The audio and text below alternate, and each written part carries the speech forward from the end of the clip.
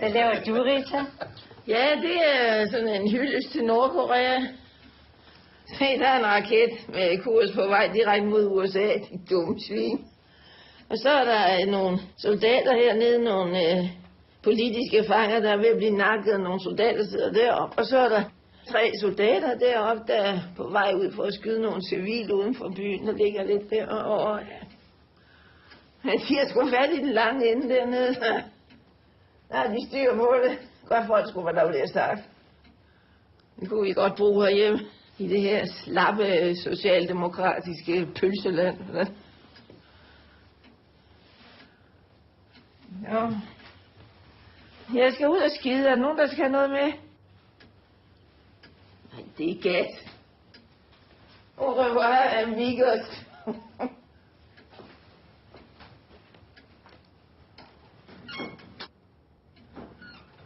Ja, så mangler vi bare dig, Rita.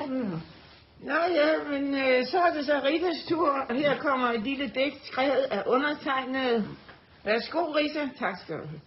Nille ville pille, sagde Kalle, og klaskede Nils ene fede hvide balle. Sikke, nu skal du slikke, sut mine boller, niv i mine lår, imellem er der ikke et eneste hår. Frisk og nybarberet, ikke længere maskeret, Kalle jager sværet ind, sikke, det var lige det, hun trængte til. En stor og dejlig ridderpikkelik lige ind i tissetrollerik.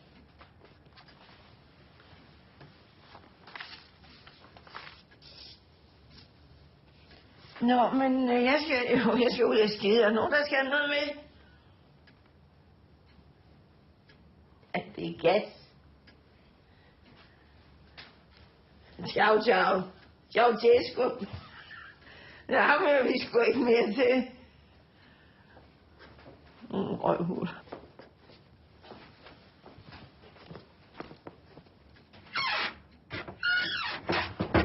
Hvad laver du, Rita? Jeg sidder og laver Axels klunker. De er kæmpe store. Men det er en trokopi. Jeg så dem jo, da vi knaldede på den bustur til Hamburg. Ja, det var nu ikke noget at skrive hjem om det knald, men hans klunker, de er fandme enorme. Vil du prøve at holde dem, Ulla?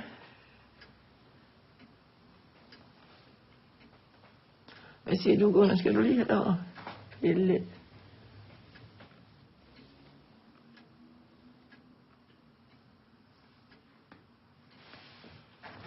Jeg skal ud og skide. Er der nogen, der skal have noget med? Nej, det er gas. Og Frida, se en jynke, du.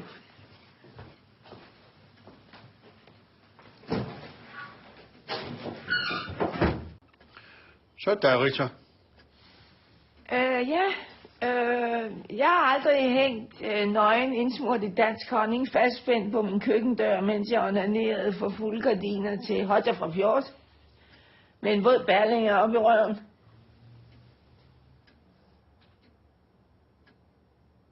Gud, altså. Nå, jeg skal ud og skide. Er der nogen, der skal have noget med? Det er gas. Goodbye, Ruth.